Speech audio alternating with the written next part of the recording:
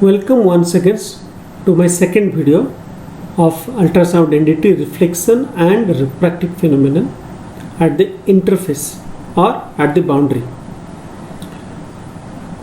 In my previous video, I have explained about the four graphs which are coming into the picture due to energy partition which is happening at the boundary or at the interface.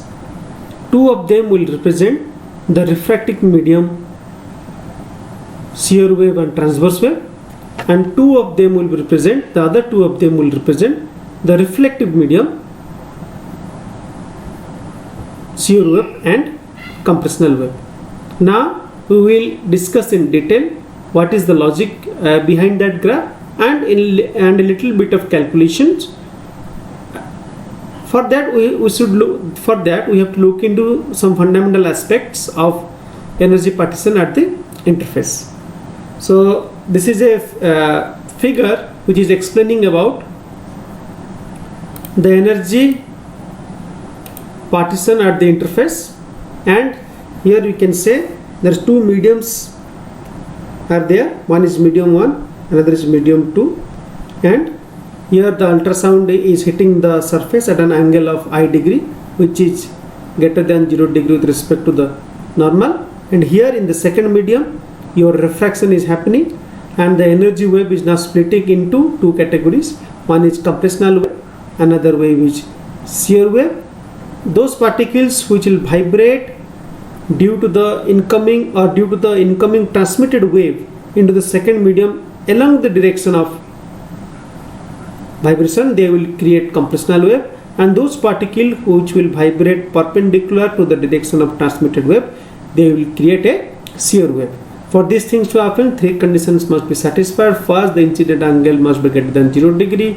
Second, two mediums shall not have equal acoustic impedances. And third, two mediums shall not have equal velocities of sound waves. And here in the refractive medium, this is the reflecting medium, this is the refractive medium, and here in the refractive medium we can take into account the critical angle analysis.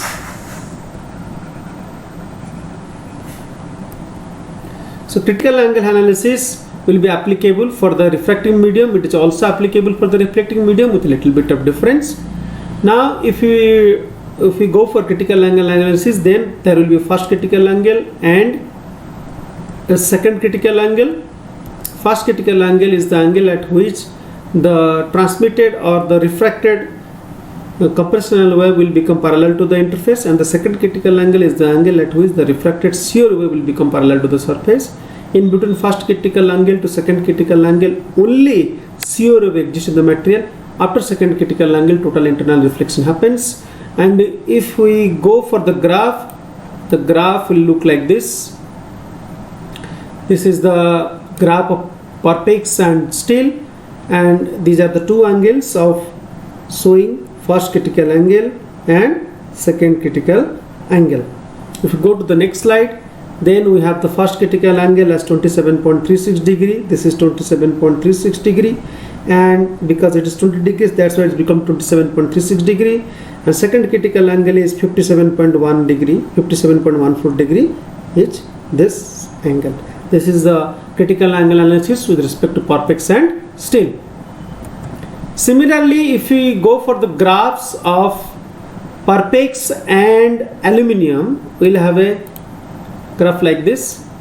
Since aluminium and steel have nearly equal velocities as compared to both of them, they will have their critical angle nearly equal with each other. So this is the first critical angle.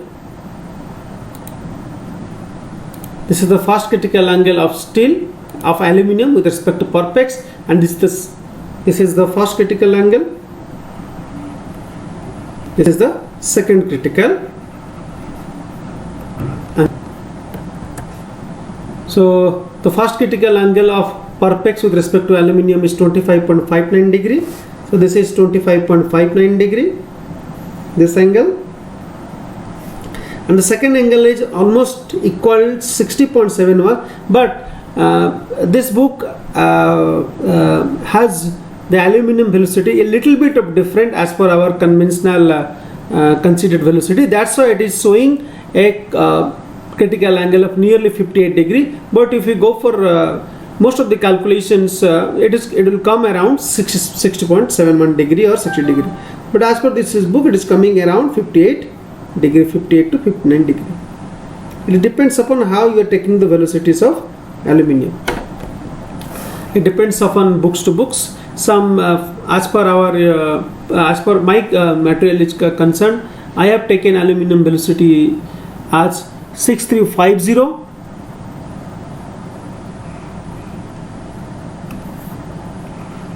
and 3130. But some of the books they are taking aluminium velocity as 6320, 6350, 6370. That's why this angle will keep on varying from 58 degree to 62 degree, and it depends upon how you are considering the velocities of the medium, the numerical value of the velocities.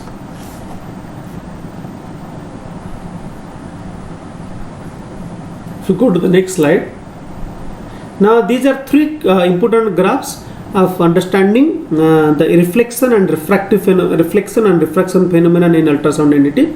Now, first of all, I will try to explain these three figures in three different slides. The first figure, I will take this figure. This is the figure that I will discuss with you right now. This figure, what this figure is trying to explain. Then I will go to this figure. Then I will go to this figure.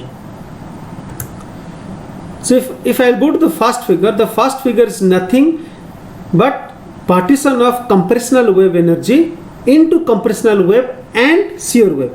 The partition of compressional wave energy,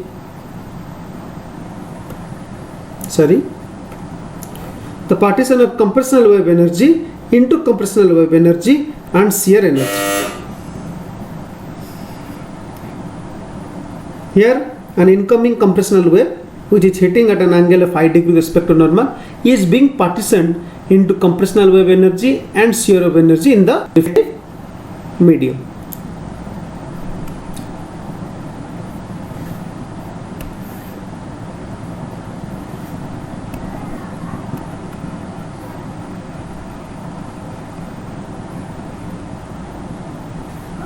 The reflective medium, and you can also apply the Snell's law in the reflecting medium.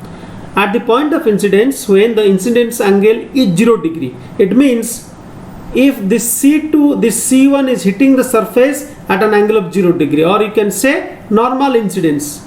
So everything is compressional, only transmitted, since it is solid and air, transmission will be very less, everything will be returned and everything will be reflected, and C2 will have its energy as compared to equal to with C1.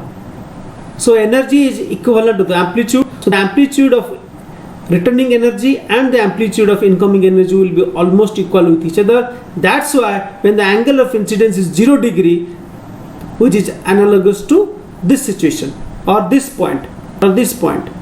So AC2 by AC1 will become 1. This is the case of this kind of situation. So this is the point. But when this angle of incidence slowly increases from 0 degree to some energy, some angle, the energy partition being happened, and slowly transverse waves comes into the picture, and the energy is now, which is being previously only partitioned to the compressive wave, is now being it will be now being partitioned to the two waves. One is your reflected compressional wave and the other is the reflected shear wave. So when the angle of incidence increases, in this direction, the compressional wave will started to lose its energy, and the shear wave will started to increase its energy, and the ratio, and that's why the ratio of reflected compressional wave with respect to incident compressional wave starts decreasing, and the ratio of reflected shear wave with respect to incident compressional wave starts increasing. But in this figure, you can figure it out when the shear wave has its maximum energy at the or near point, the compressional wave will have its lower energy. And when the shear wave is becoming zero, now everything will now become only compressional.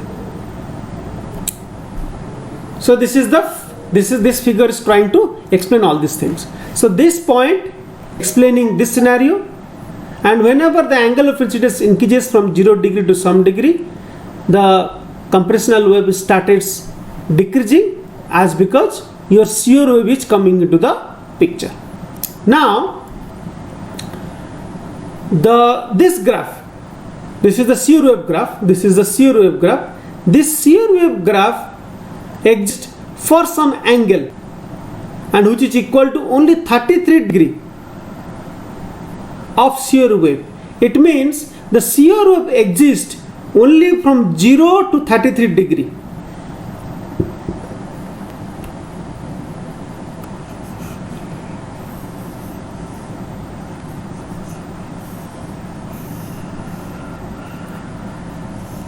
Just I am erasing all these annotations for a clear understanding.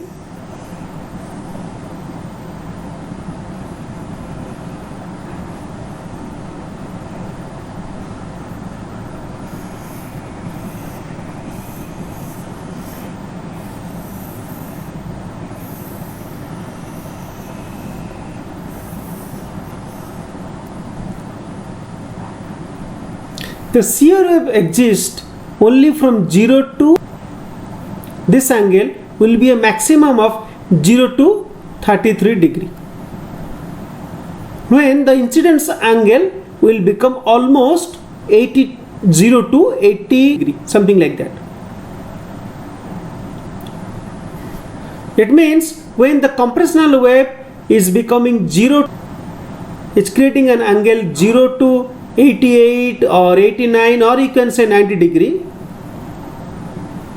The shear wave is creating an angle of 0 to 33 degree with respect to the normal. After that it vanishes. It means after 33 degree, shear wave will not exist in the second medium.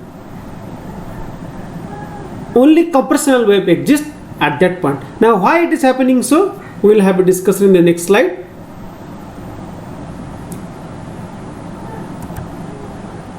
So you can see from that figure, if I apply Snell's law to this first medium, and it is steel and air interference, so sine 5940, which is the compressional wave or longitudinal wave velocity in steel, is equal to sine beta by 3250, which is the transverse wave velocity in the steel.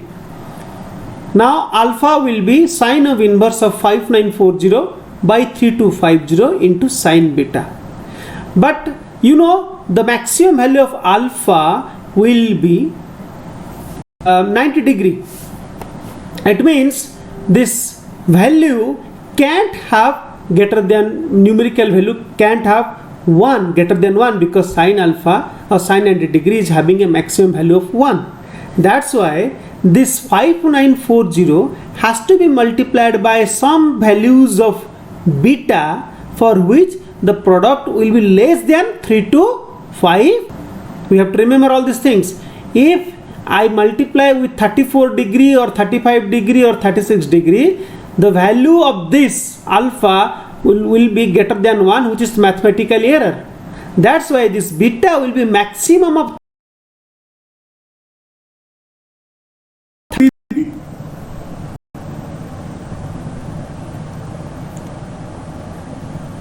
for which the shear wave exists in the. That's why if we draw the straight line for the shear wave, it is almost 33 degree.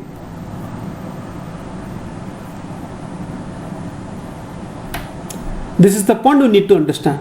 So the maximum value of shear wave, reflected shear wave on the other side of the normal will be 33 degree, and this point is corresponding to this angle. Degree, this is the beta, this beta,